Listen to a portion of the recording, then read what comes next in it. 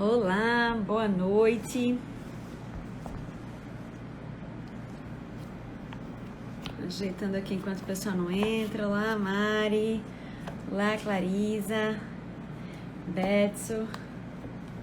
Estamos iniciando mais uma live da Escola Eco Prime. Olá, Raquel, seja bem-vinda. Estamos iniciando mais uma live da Escola Eco Prime. E a gente está hoje aí no aguardo do pastor Jonas Madureira. E a gente vai estar conversando um pouquinho sobre o conhecimento de Deus e os limites da razão humana.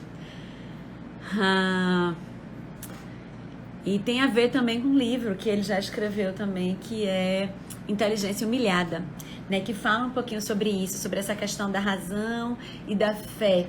Existem muitas dúvidas e existem muitos mitos mesmo em relação a isso, né? Olá, Priscila, bom ter tu aqui. Tem muitos mitos. Bruna, seja bem-vinda.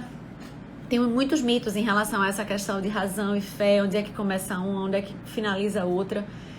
E a gente vai estar conversando um pouquinho sobre isso hoje. A gente estava até conversando hoje mais cedo numa reunião e alguém dizendo assim, né? Como é difícil nós sermos cristãos no dia de hoje, dentro de sala de aula, nas universidades. Porque algumas pessoas comentando assim, o quanto elas se sentem, às vezes até humilhadas mesmo, né? Parece que fé e ciência, elas não podem coabitar no mesmo espaço, né? E quando você está dentro de uma sala de aula e você diz que é cristão, ou você diz que crê em Deus, é quase uma afronta para o professor, né, aquilo. E a gente tem lidado muito e cada vez isso se torna mais frequente, né? E a gente vai conversar um pouquinho sobre isso hoje, em relação aos limites da fé e aos limites da ciência. Até porque a gente, enquanto professor de sala de aula, a gente precisa entender também quais são os limites e até onde a gente precisa, até onde a gente pode ir, né? Até onde a gente deve ir, se há limites, se não há limites, né? A gente precisa entender isso para que a gente possa fazer também um trabalho excelente, né? Quando a escola às vezes se diz cristã, há esse entendimento às vezes, né? Que ou a escola ela é cristã, ou a escola ela é cristã, ou a escola é boa pedagogicamente, né? Dificilmente a gente consegue conceber uma escola que seja boa pedagogicamente e uma escola que seja cristã ao mesmo tempo, né? E será que é de fato difícil? Será que é porque a gente tem que dar conta de alguns conteúdos que as escolas pedagógicas não têm que dar e aí daí eles conseguem dar conta melhor do pedagógico? São questões que a gente precisa parar, pensar, refletir e tentar entender se de fato, quanto cristãos, quanto famílias cristãs, a gente precisa decidir o que a gente quer, né, para os nossos filhos, enquanto família. Se a gente quer uma educação cristã ou se a gente quer uma educação com pedagogia mais forte, né, mais firme. Será que a gente precisa tomar essa decisão? Será que ou é um ou é outro? Então, a gente vai estar conversando um pouquinho sobre isso com o pastor Jonas Madureira na live de hoje. Ele deve estar chegando. Deixa eu ver aqui. Sejam bem-vindas. O Edja, Franci, Denise, Dene, Lara. Gente, o Instagram, ele deu uma resetada, né? Aqui, eu tô meio perdida. Agora que encontrei. Nas configurações. Gente, tem esse aviãozinho aí embaixo, então clica nele, manda para as pessoas que você acha que são importantes, que deveriam estar aqui, deveriam estar ouvindo esse conteúdo para que a gente possa aumentar o impacto dessas verdades que a gente vai estar conversando aqui hoje e mais salas de aula possam ser impactadas, mais professores possam ser impactados, mais salas de aulas e mais alunos. O pastor Jonas chegou, vamos aqui entrar. Tudo bem? Como é que você tá? Tudo bem, graças a Deus. Que prazer tê-lo aqui conosco hoje. Prazer nosso. A gente vai estar aqui aprendendo muito, né? A nossa ansiedade do nosso coração. E eu estava aqui, antes do senhor chegar, conversando quanto né, essa questão de razão e fé, né, dentro da universidade, dentro das Sim. escolas, o quanto existem mitos, né, em relação a isso. E aí Uhum. o objetivo da gente hoje é trazer esclarecimento para que a gente possa ver esses mitos à luz da verdade bíblica, né? E Uhum. conseguir aí entender melhor tudo. Mas antes da gente entrar nesse assunto, Queria me apresentar, né? Eu sou Andressa Oliveira, sou esposa, mãe, tenho estado à frente da Ecoprime nos últimos 10 anos. A Ecoprime é uma escola que não nasceu confessional, nós nascemos laicos, né? Faltava entendimento do que era educação cristã, até que há uns 3 anos atrás Deus tirou a venda dos nossos olhos e nós conseguimos finalmente entender o que era educação cristã, o que era educação de acordo com a Bíblia, né? E a gente, desde então, temos caminhado em direção à luz, né? Pedido a Deus que nos capacite, que nos revele a sua palavra, para que possamos cada vez mais conhecer a Ele e conhecer aquilo que Ele nos ordena sobre educação, para que assim possamos viver, né, a vida que Ele nos chama a viver dentro da escola, dentro do ambiente escolar. E o canal Ecoprime Education, pastor, é uma iniciativa nesse sentido, de trazer esse esclarecimento para os professores, para aqueles que estão dentro de sala de aula, para que a gente, enquanto igreja de Cristo, tenha uma clareza maior em relação ao que é educação cristã e ao que Deus nos chama a fazer, né? Quanto educadores, a gente tem uma missão com todos aqueles que passam no nosso caminho, né? Então, a gente precisa ter essa clareza e esse entendimento muito claro. Então, esse é o objetivo do canal. A gente Muito bom, essa Andressa. clareza em relação a isso. E o pastor Jonas é bacharel em teologia, mestre, doutor em filosofia. É isso aí. O senhor está pastoreando que igreja agora? Eu estou pastoreando a Igreja Batista da Palavra, fica aqui em São Paulo, né? Uma igreja recente, a gente vai fazer 4 anos agora, no início do ano que vem, né? A igreja que começou há pouco tempo, mas que já tem dado bons frutos ali. A gente tem tido momentos muito abençoadores ali. Que bênção, pastor. E tenho muitas perguntas, e eu queria, trazendo esse ensejo, né, dessa questão da dificuldade hoje, do entendimento entre o entendimento entre a fé e a ciência, né? A gente às vezes acha que é difícil que a fé e a ciência coabitem, né, no mesmo espaço, no mesmo corpo, né? Ou você é crente ou você é cientista, né? A gente tem essa visão que a gente não consegue ser as duas coisas ao mesmo tempo.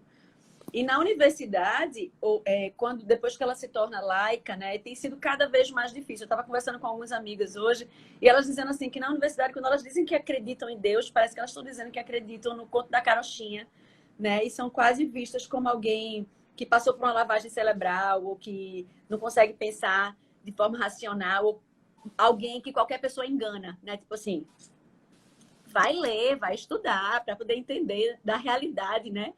De uma forma mais clara. E esse é um desafio muito grande quando a gente tenta encaixar as duas coisas. E por outro lado, quando você fala de escola, as pessoas acham assim: ou você tem uma escola cristã, ou você tem uma boa escola cristã, ou você tem uma escola que prepara o seu filho pedagogicamente. Não há coexistência entre as duas coisas, né? Então, tudo isso envolve esse tema de fé e de razão.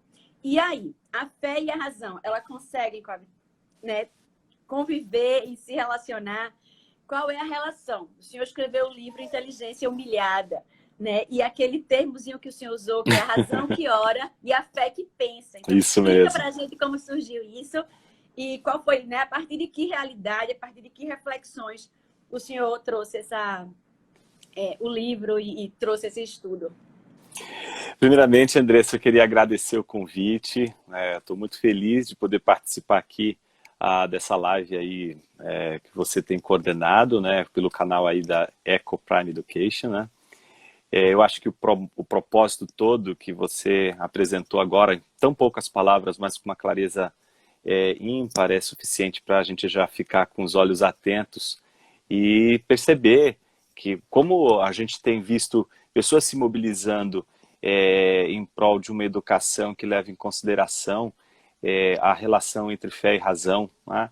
E mais do que isso, sem se espantar com essa relação. Eu acho que o Inteligência Humilhada, já para tratar um pouco da sua pergunta, é um livro que ele seria melhor entendido se a gente olhasse para ele como: mas por que a gente está espantado de relacionar fé e razão? A gente deveria ficar espantado e não relacionar. É a não relação entre fé e razão que deveria espantar a gente, mas a gente entrou numa rota de tensão de fé e razão, quando na verdade a tensão, eu não entendo que ela está entre fé e razão, mas está entre fé e uma determinada interpretação da razão, e entre a razão e uma determinada interpretação da razão.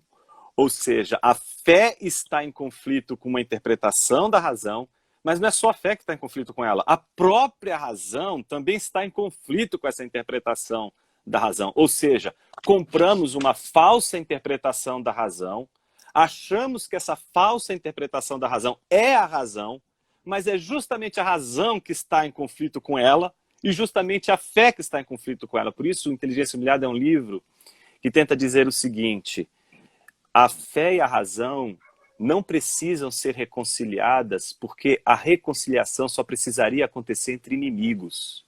Não há necessidade de reconciliar amigos. Não há necessidade de reconciliar aquilo que Deus uniu. Aquilo que Deus uniu não precisa ser reconciliado.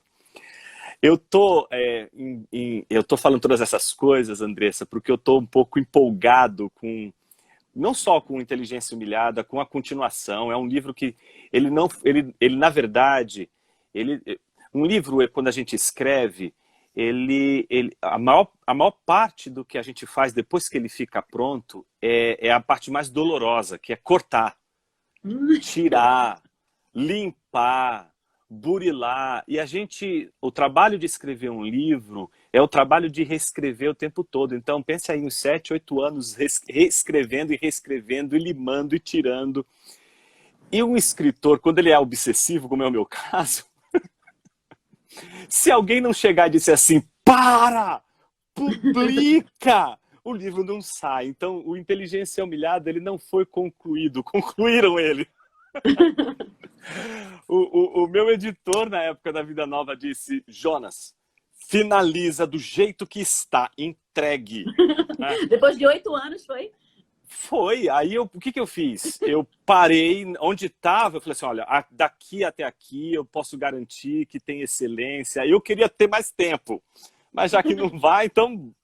E outra parte, que dá mais 2 livros, ficou, né, em suspenso aí, como uma proposta de trabalhar aí uma trilogia que vem ser uma ambição nossa aí ao longo de todo o trajeto de pensamento, né? Mas estou dizendo tudo isso... Não passa mais 8 anos em cada. Eu espero que não. Mas o problema, Andressa, por que eu suscitei isso? Desde o ano passado, eu tô numa luta com 2 personagens. Esses 2 personagens, né? Eu não sei se vai virar um conto, se vai virar uma novela, não sei o que vai ser.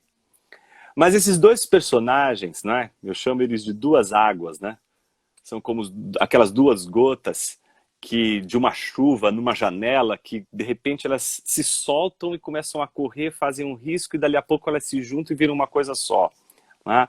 Essas 2 águas, eu entendo que primeiro é o reconhecimento de uma luta entre 2 tipos de pessoa, né?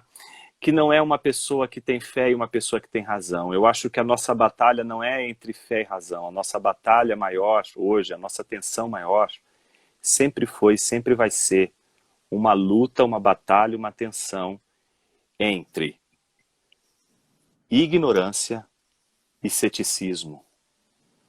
Não é o conflito entre fé e razão o conflito real.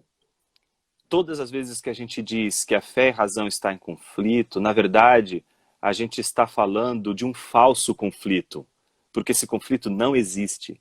Então, o que existe?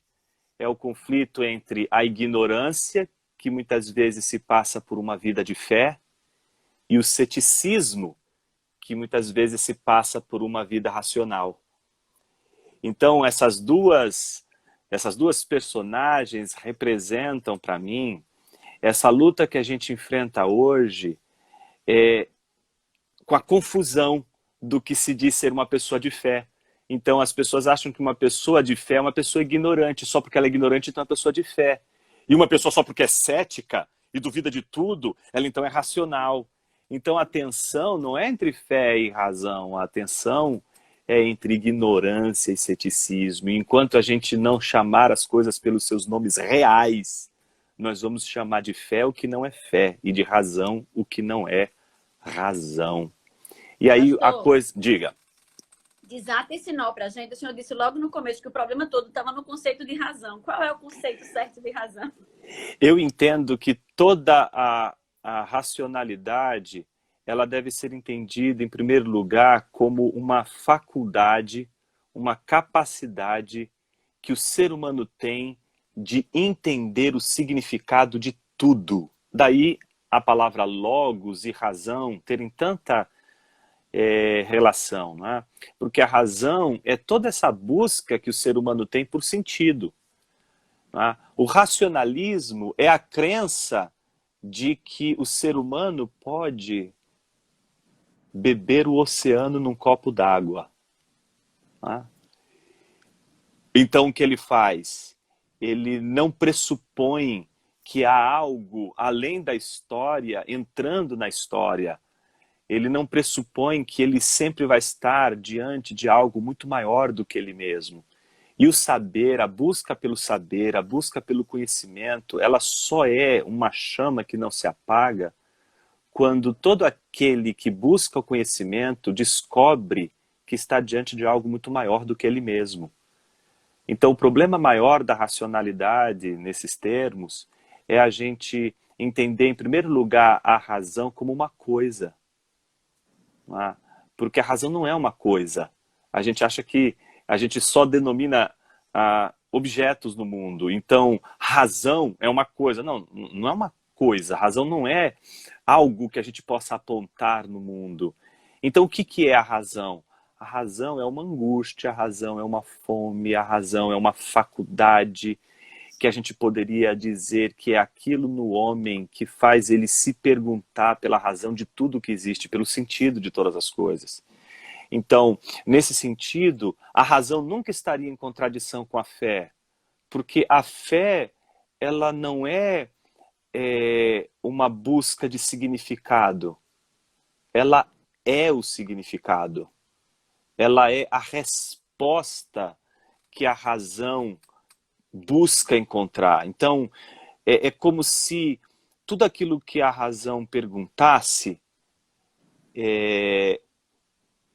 a fé respondesse. Mas aí vem um grande problema. Como é que eu posso dar uma resposta se eu não entendi a pergunta? E como é que eu posso saber que eu estou diante de uma resposta se eu simplesmente não entendo que eu estou e sou uma pergunta o tempo todo? Então, nesse sentido, eu entendo que a fé e razão, elas se entrelaçam como pergunta e resposta. E é por isso que o cético, ele tem uma luta e um embate com a fé. Não é? Porque, para ele, a resposta às perguntas exige um ato que aquele que adota uma postura cética não consegue, que é o ato de fé, o ato de confiar que algo do lado de lá joga para você várias pistas do significado do lado de cá. Então, quando a gente perde isso, só quem dá é fé. Não existe qualquer sistema de pensamento que não creia que há algo do lado de lá, que joga para o lado de cá, alguma luz. A gente está diante de um pensamento cético e que nunca vai conseguir sair da sua própria prisão, que é: eu só sei fazer perguntas, não sei respostas, e quem não tem respostas, quem não tem crenças, quem não analisa as pistas, quem não lê os vestígios de Deus na natureza, quem não vê o mundo como uma pegada de Deus, não consegue entender que as respostas às nossas perguntas, elas não são fruto meramente de uma incógnita, de um absurdo, mas elas são como a cena de um crime. Pensa o seguinte, Andressa.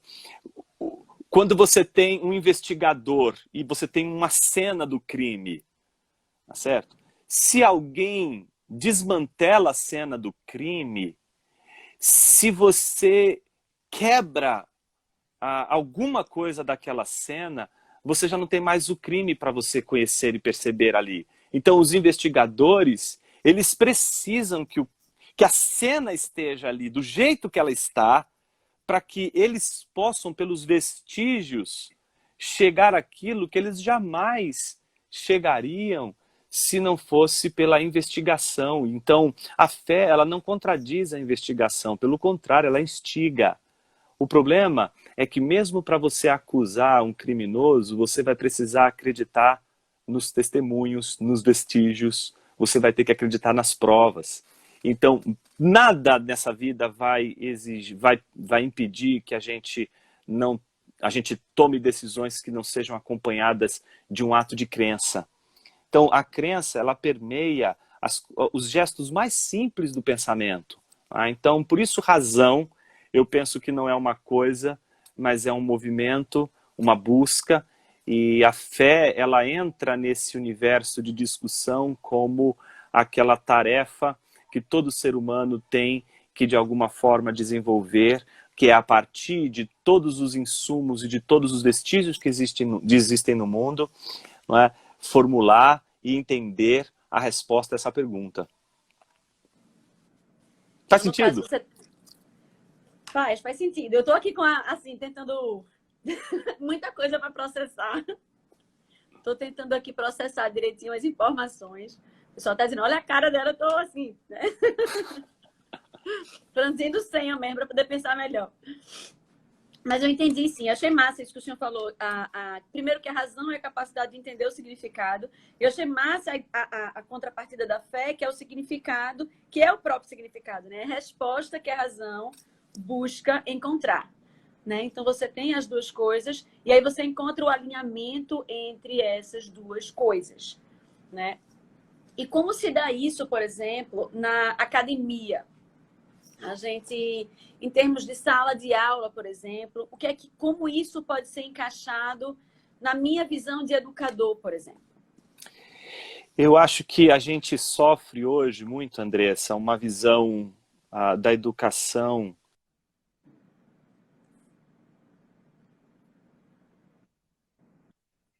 de reduzir determinados aspectos do mundo para a gente poder estudá-los. A física faz isso com os fenômenos físicos. A matemática também vai reduzir o seu objeto de análise. A química, a biologia, todas as disciplinas científicas, elas vão ter que reduzir o seu objeto como um objeto de análise. Só que ao fazer essa redução, é como se você tirasse do mundo uma parte dele para analisar. E é legal, porque você analisa essa parte, analisa esse aspecto do mundo, só que você analisa ele separado da realidade. Então, um físico, ele não quer saber os elementos culturais e nada daquilo que envolve as outras instâncias e aspectos daquele determinado objeto. Porque ele só está interessado no fenômeno físico. Ele só está interessado naquilo que diz respeito ao seu objeto de estudo e de ciência. Então, isso é maravilhoso. Só que isso é uma redução. E toda redução, ela tem um problema sério quando a gente não reconhece que ela é uma redução. Então, um físico, quando diz o que é o mundo a partir do seu objeto de ciência, ele está apresentando uma visão de mundo redutora. Limitada, né? Limitada. Por quê? Porque ele só está apresentando a partir de um único viés. E é muito seguro para quem lida com objetos que são mais fáceis de a gente quantificar e de a gente entender as suas leis. Então, quando as coisas são mais claras de a gente explicar e demonstrar, então parece que a gente gostaria que todas as outras coisas do mundo também fossem assim. E o mundo é muito mais complexo do que isso. Então, veja só, isso eu trato no Inteligência Humilhada, né? se você perguntar assim, se existem verdades que são absolutas e que são claras e completamente inequívocas, como, por exemplo, 2 mais 2 é igual a 4, o todo é maior do que as partes, a menor distância entre um ponto num plano é uma reta. Então, quando você chega a proposições assim que são autoevidentes, que ninguém pode negar, que serão verdadeiras aqui, como na Indonésia, como na Austrália, em qualquer lugar deste planeta, a gente se pergunta, bom, mas por que quando a gente fala de cultura, quando a gente fala de religião, quando a gente fala de Deus, da beleza, da verdade, da justiça, por exemplo, não é da mesma forma? Tá?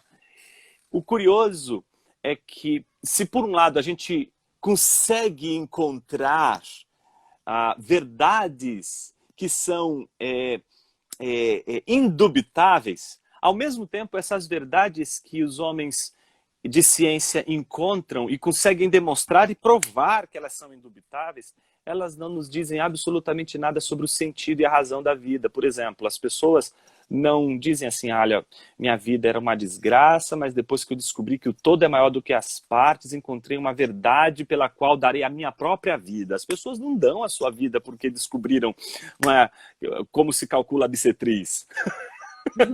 As pessoas elas não vão pensar as questões relacionadas à vida, as questões principalmente aquelas que me chamam mais atenção, que são as questões relacionadas às ciências humanas. Não é? Elas não vão encontrar respostas a partir deste universo. Não é? Você não tem como encontrar uma natureza explicativa para isso. Você sempre vai ter explicações que elas vão ficar sempre à mercê de uma completude, porque elas estão lidando com algo que é muito maior do que elas. E é disso que eu penso é disso que eu falo quando eu penso sobre a questão da razão não dar conta, a nossa razão não dar conta do todo. Não é que a gente não possa falar do todo, mas é que quando a gente fala do todo, a gente sempre deixa algo faltando. A gente pode falar verdades do todo, mas a gente pode não falar todas as verdades do todo.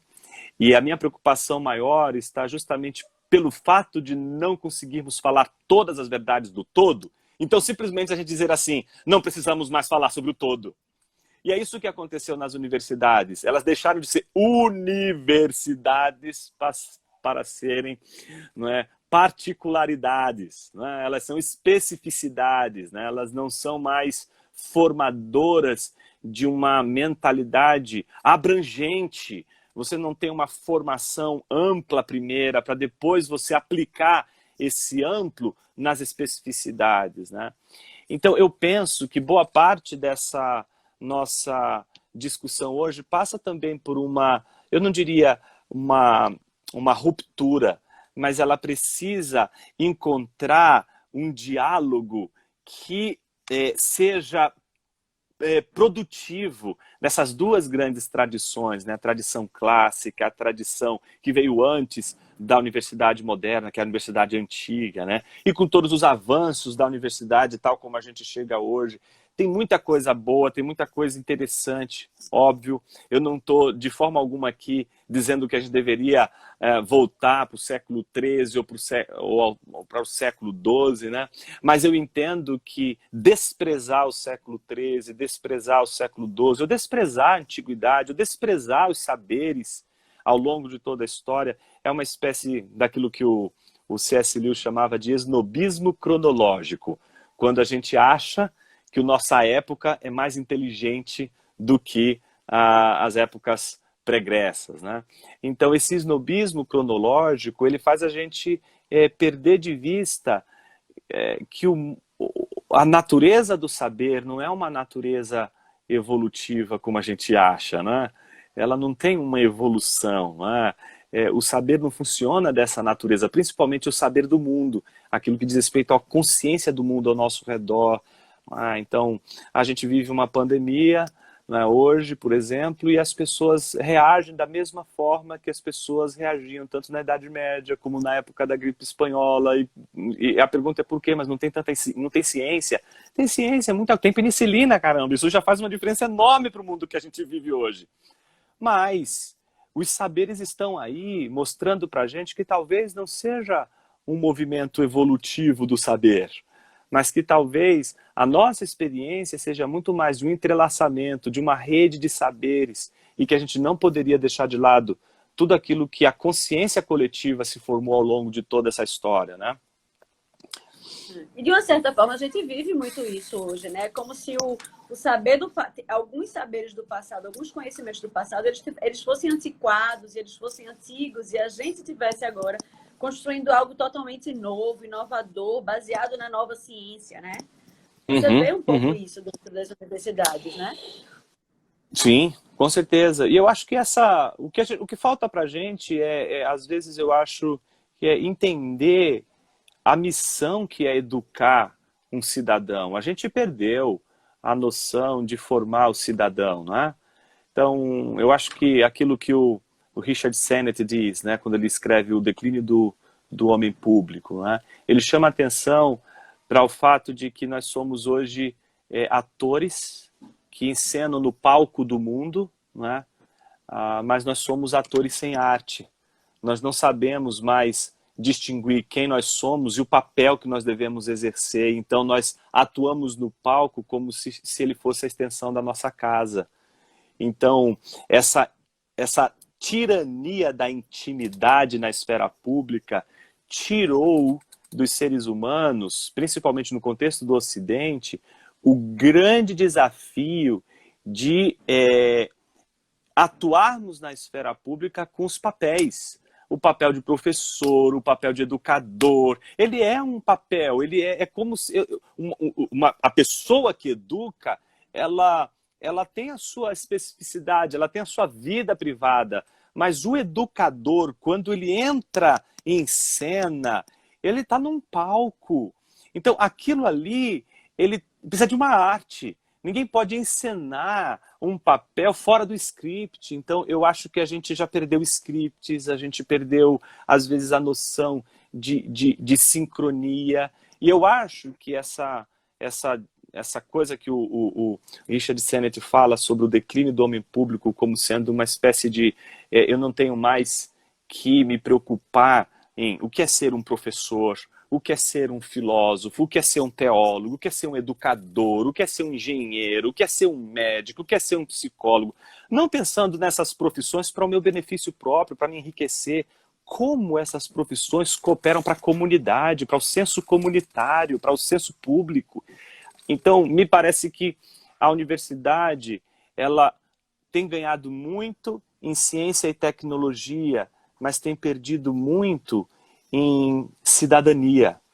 Eu acho que ética e cidadania são duas chaves importantes para formar cidadãos que não saiam das suas universidades para apenas preencherem o mercado de trabalho. Que vida pobre! Que vida pobre é você fazer da universidade um meio para você simplesmente desaguar no mercado de trabalho. Não, o que é que a gente produz, o que é que a gente oferece como construtores de mundo, né? Como cidadãos, né? Pensando justamente que é esse o nosso trajeto, a nossa jornada, desde que a gente saiu do Éden. Desde que a gente saiu do Éden, a gente tenta reproduzir aquele jardim naquilo que a gente chama de cidade, lugares que sejam seguros. E a gente sabe que esses jardins que a gente constrói com as nossas pedras, com os nossos concretos, eles nunca vão ter aquela segurança, mas eles vão guardar a memória daquele jardim em todas as maneiras que a gente tenta, não só de tornar a cidade bela, mas a cidade segura. E é nisso que eu acho que formar cidadãos significa, em primeiro lugar, conscientizar que a universidade não é só um lugar para formar técnicos. Tecnologia e ciência é extremamente importante, mas a formação de um cidadão é formar alguém para o mundo. E aí é que eu acho que as ciências humanas elas têm um papel fundamental E aí psicologia, filosofia, sociologia, história, direito, economia, essas disciplinas todas, elas jogam um papel fundamental ao lado da medicina, da biologia, engenharia, administração e todas as outras disciplinas, sejam elas da área de filosofia natural, ou de ciências naturais, ou de ciências da vida prática, né? Sim. Ô pastor, o senhor estava falando um pouco atrás sobre a questão da completude e sobre a limitação do conhecimento que normalmente a gente traz para conseguir estudar o objeto e se sentir satisfeito, né, estudando aquele todo que é uma parte, né, pequena de um todo maior. Logo quando a gente teve a reforma, ali depois do movimento do puritanismo, as escolas e as grandes universidades, inclusive hoje, né, Harvard, Cambridge, Oxford, elas nasceram a partir desse movimento, do movimento cristão, né? Tanto a escola quanto a universidade, eles estavam vinculados à igreja, né? Então, o senhor entrou nessa questão do limitado e eu fiquei pensando isso, né? Tipo, quando você não tem uma visão, e aí eu não me corrija se eu estiver errada e ajuste aí o que precisa ajustar, se você não tem uma visão cristã, se você não tem uma visão da verdade, do todo que é o mundo, né? Se você não tem um sentido de quem me criou, o que nos criou, para onde eu estou indo, você acaba estudando aquele pequeno pedaço sem a visão do todo. Então, eu achei até interessante, porque há um tempo atrás eu estava estudando sobre essa questão de fé e razão. E descobri que 65% dos ganhadores do Prêmio Nobel do século passado eram cristãos e 20% eram judeus, ou seja, 85% eram teístas, ao contrário do que muita gente pensa que os cientistas são ateus, né? Então, de uma certa forma, isso corrobora para que a gente entenda que se eu tenho uma visão da verdade, se eu tenho uma visão do início, uma visão completa, eu consigo produzir mais ciência, eu consigo ter uma visão do todo melhor do que aquele que está vendo apenas a parte. Uhum. Faz muito sentido, faz muito sentido. Eu acho que essa lembrança que você traz para essa conversa, né, levando em consideração a relação da parte com o todo, e levando em consideração a reforma protestante, etc., como também uma contribuidora, né, da formação e da educação das universidades, né, mostrando que universidades foram fundadas também na Idade Média, mas também modernamente pelos protestantes. Eu me lembro, você me fez lembrar de uma ocasião quando eu estava, foi a primeira vez que eu conheci Boston, né, nos Estados Unidos, eu estava com um saião. E o saião, ele disse assim, eu quero te mostrar uma coisa. E a gente estava saindo de um café, e aí a gente estava bem perto de Harvard. E aí ele me levou na entrada principal de Harvard, que eu não tinha entrado, não tinha visto ainda. E aí ele falou, o que você observa aqui? Aí eu fiquei olhando, não estou vendo nada aqui não. Eu falei, pois é, você está vendo duas árvores, não tá? Eu falei, estou vendo. É verdade, tem duas árvores aqui. Dá uma olhadinha por detrás das árvores aqui, chegando pelo canto. E aí eu fui olhar, tinha uma placa enorme. Era a placa dos ministros da Nova Inglaterra, ali nos Estados Unidos. É a placa dos fundadores da universidade. Dos dois lados estão a placa de fundação dos ministros. Né? E a árvore que eu chamei depois daquele dia de as duas árvores do secularismo. Né? Elas foram plantadas ali como uma espécie de a natureza escondendo a obra da graça, né? A obra que foi feita ali e que faz daquela universidade toda uma universidade que foi, em primeiro lugar, fruto dos esforços hercúleos daqueles primeiros ministros que fundaram aquela universidade. O que é mais incrível, quando a gente lê aquela placa, eu me lembro como hoje, a placa dizia que não somente eles tinham construído aquela universidade para que seus filhos não precisassem ir para a Inglaterra para buscar formação, mas para que aquela universidade pudesse servir a todos, cristãos e não cristãos. Isso me faz, eu fico com o coração em chamas quando eu vejo isso, porque isso é um pouco daquela doutrina importante que a gente nunca pode perder, que é da graça comum, que é a maneira pela qual a grande tradição cristã ensina que a igreja ela é uma fonte de perda o tempo todo para ganhar. ela sempre doa, ela é uma fonte doadora. Então, ela não, se ela tiver que doar, ela não vai doar só para os seus, ela vai doar para os seus e para aquelas que não fazem parte de sua própria comunidade. Ela não está doando para uma comunidade fechada de cristãos, ela está doando para o mundo. Então, essa consciência do todo, ela já está presente na própria maneira como os cristãos reagem com a sua contribuição para o mundo. Então, eu me encanto com essa história e, ao mesmo tempo, eu me desespero, porque se a gente tem duas árvores que escondem a obra desses pastores que fundaram a Universidade de Harvard, por outro lado, a gente também tem um silêncio eloquente, não é, de todos aqueles que poderiam continuar fazendo as mesmas obras, mas que por alguma força não conseguem. Então, por isso, essas iniciativas, como você mencionava no início da nossa conversa, Andressa, elas me encantam, porque isso mostra que de tempos em tempos, todos aqueles que estão engajados, seja com igreja, ou seja com a própria educação, né, de alguma forma vão se preocupar em como oferecer aquilo que elas têm recebido do Senhor, não só para os domésticos da fé, mas para todos aqueles que tiverem ao seu redor. E isso, eu acho que é uma dos legados que não só a igreja antes da reforma, mas a igreja da reforma e a igreja, sobretudo, daqueles primeiros pais que fundaram ali os Estados Unidos, estavam também preocupados antes, muito antes, quando fundaram as suas colônias, em preparar as novas gerações com uma educação que pudesse ser a melhor possível, que pudesse instrumentar de uma maneira grandiosa os seus próprios filhos, né? Então isso eu acho que essa relação da parte com o todo mostra que a gente não pode nunca construir um foco de educação que seja pautado por uma mente tão limitada, né? Isso. E eu fico pensando o seguinte, o senhor falou essa questão da placa, né, de Harvard, eu fiquei pensando aqui essa questão do cristão para todos os cristãos. Hoje, enquanto cristãos, a gente se sente, né, o presidente Bolsonaro falou sobre cristofobia, né?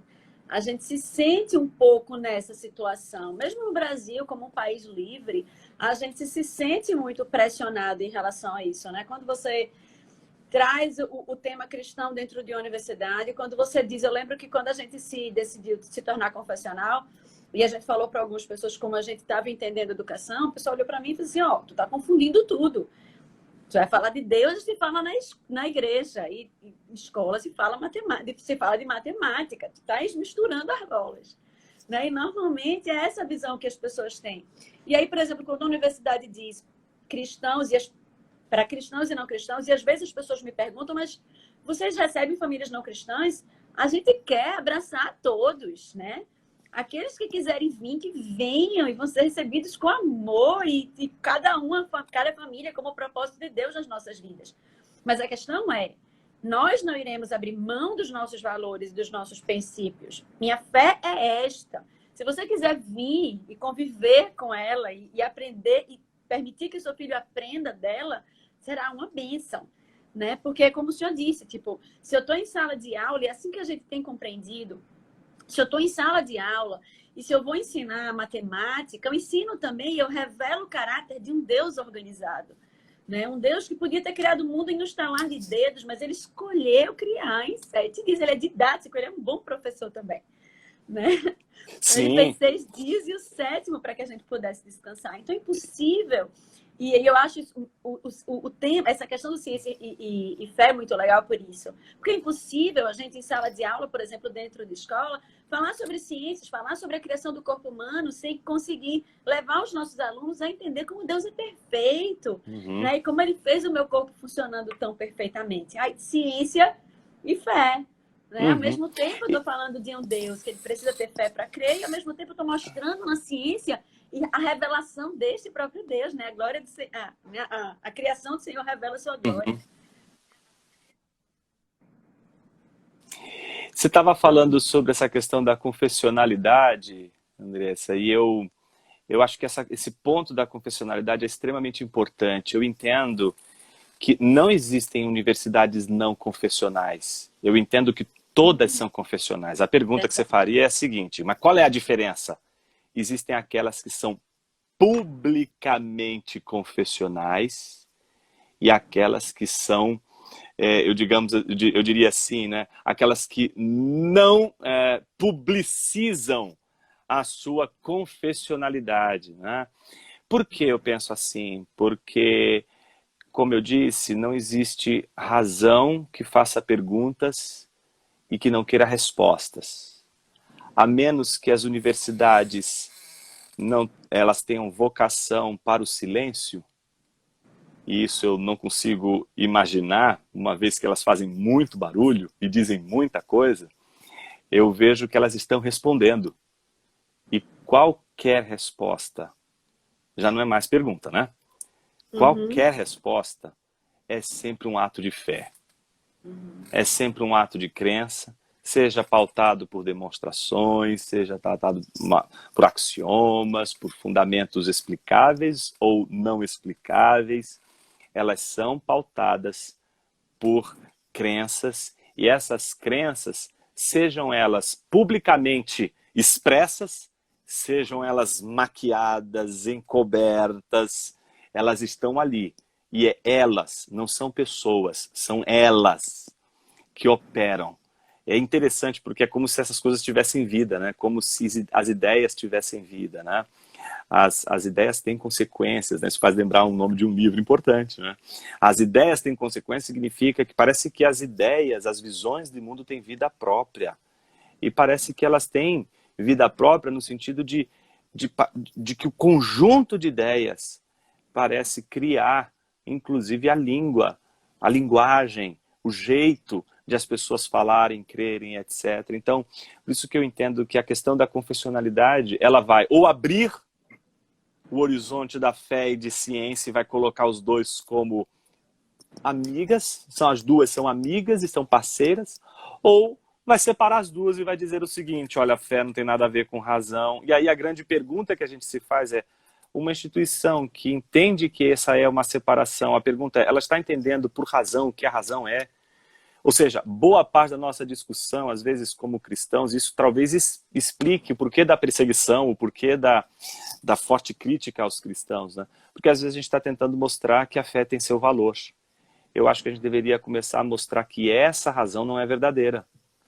A começar justamente... Mudar o foco da discussão, né? Exato. Em vez de ficar só dando respostas, que é a tarefa da fé, por que os crentes não começam a fazer boas perguntas na universidade para perturbar aqueles que também fazem boas perguntas? Então, usando a técnica de Cristo, né? Cristo não fazia isso, né? Exato. Então, o que eu entendo é que a gente tem que, de alguma forma, provocar os nossos alunos a pensarem. E ninguém pensa sem fazer perguntas. Boas perguntas, às vezes, valem mais do que respostas ruins, mal elaboradas e superficiais. Então, às vezes, é uma boa pergunta que vai colocar em xeque toda uma aula doutrinadora de uma visão de mundo e não da ciência. Doutrinadora de uma perspectiva da razão, mas não da razão. E aí que se a gente consegue criar esse senso crítico nos nossos alunos, antes mesmo de entrar na universidade, quando eles entram na universidade, eles não entram como animais dóceis, prontos a serem domesticados, a não criticarem, a não fazerem um contraponto, só recebem, só engolem. Então, formar o senso crítico antes da universidade é extremamente saudável. Com certeza. E principalmente porque a gente é bombardeado por várias ideologias, né? Como você disse, eu concordo. Não existe, né? Todas elas são confessionais, né? Ou elas são confessionais cristãs, ou elas são confessionais humanistas, materialistas, naturalistas, né? E todos esses istas que tem por aí.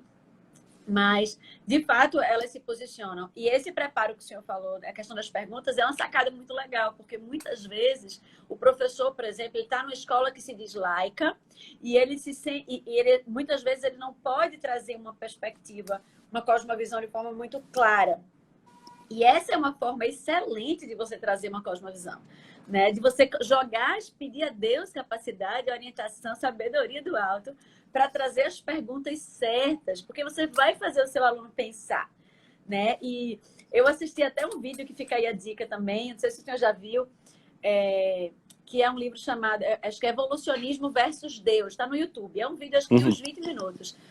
E é uma pessoa fazendo várias perguntas aos estudantes sobre por que eles acreditavam no evolucionismo. No final do vídeo, já dando spoiler, ele chega à conclusão, junto com aqueles que estão sendo questionados, que eles têm fé no evolucionismo, que é aquilo que você disse no começo. Exato. Né? Eles precisam ter fé em alguma coisa. Né? E eles acabam entendendo que eles não creem no evolucionismo por conta da ciência, porque nem tem ciência que explique tudo que eles acreditam. Né? É por pura fé. E aí, no final, ele prega Cristo. E é um vídeo que tem esse cunho evangelístico. Então, fica a ideia aí Joia. do vídeo, porque a ideia desse enredo, né, de você questionar as pessoas do que, de fato, elas acreditam. E se fala muito nisso, de a gente formar alunos críticos. Mas, de fato, a educação hoje tem sido cada vez mais direcionada.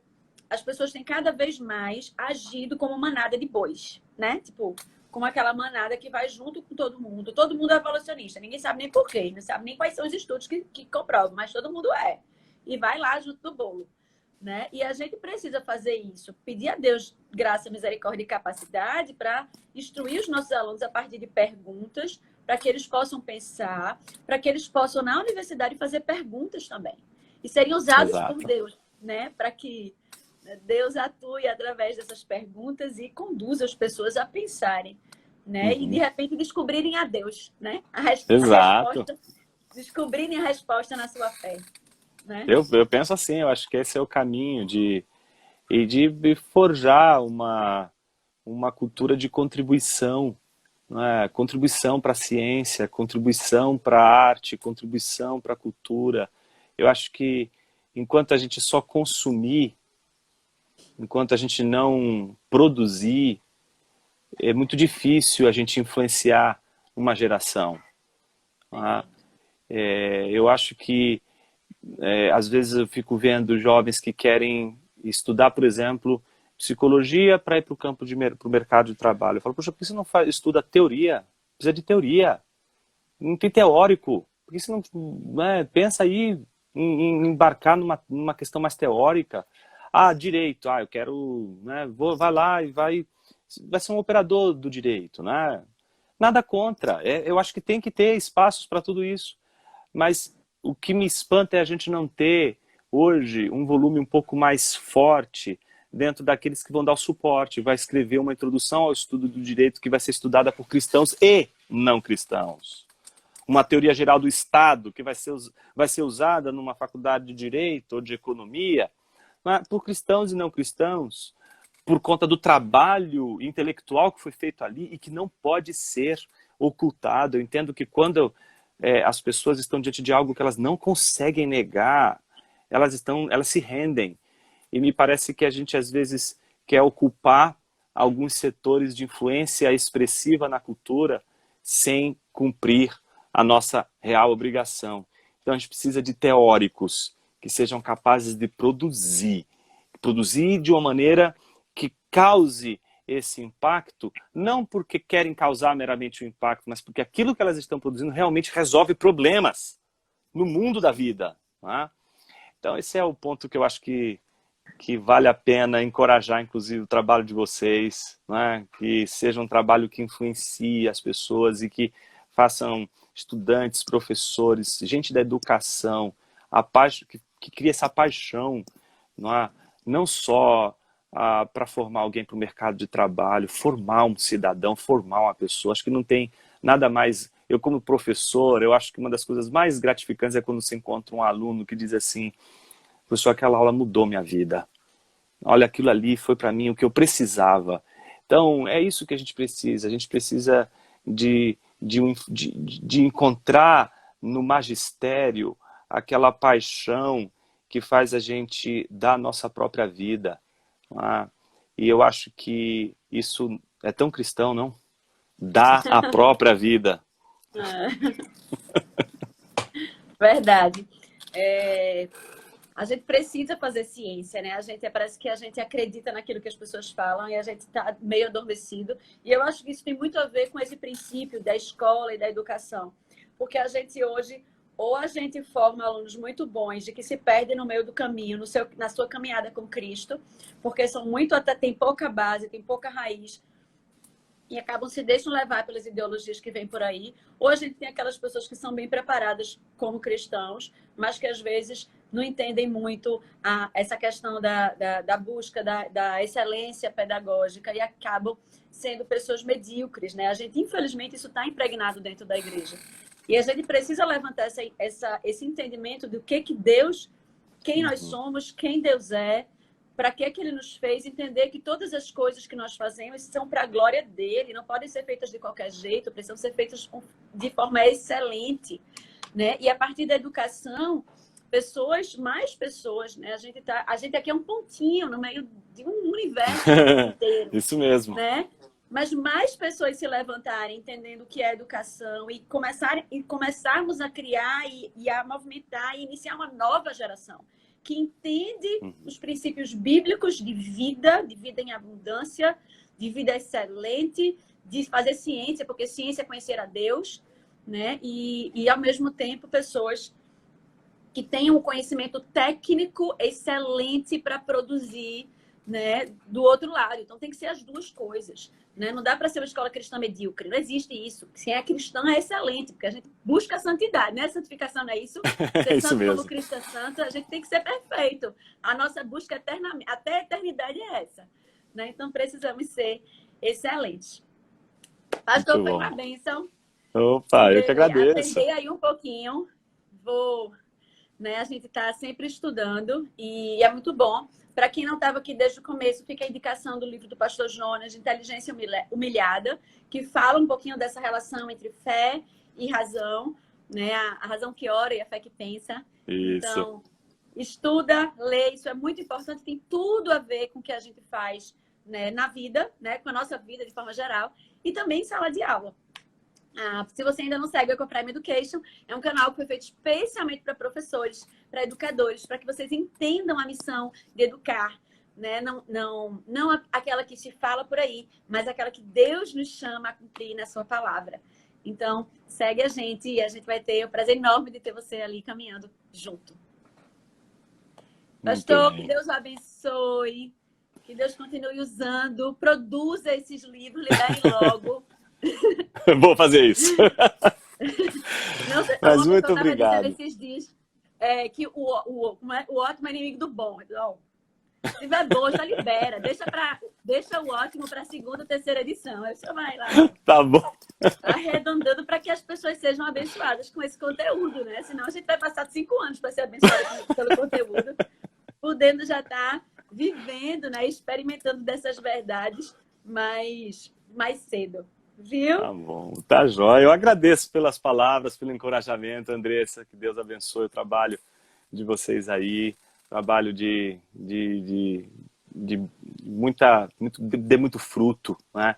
Porque é isso que importa, que seja frutífero, né? E que seja admirável, porque quando a gente está diante de pessoas que se entregam, que se doam, a gente se sente também motivado a se doar, a se entregar. Então, que vocês sejam assim no trabalho de vocês, inspirando a juventude, né, mostrando que é possível a gente construir um contexto mais digno daquele que é o maior de todos os jardineiros, né, que criou o mundo, em primeiro lugar, um mundo belo, e a gente possa descobrir que a ética, a ciência, tudo emana da beleza, né? E que a beleza possa, de fato, ser algo importante entre nós cristãos, que consegue, né, admirar esse mundo criado por Deus como algo que foi criado como belo e bom.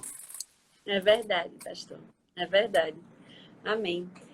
Gente, a todos vocês que acompanharam a gente até aqui, muito obrigada. Na próxima semana, a gente vai estar com o pastor Alan Porto, falando um pouquinho sobre princípios bíblicos para produtividade. Normalmente o professor tem sempre muita coisa para fazer, está sempre com a agenda cheia. Na verdade, não precisa ser professor para estar com a agenda cheia, né?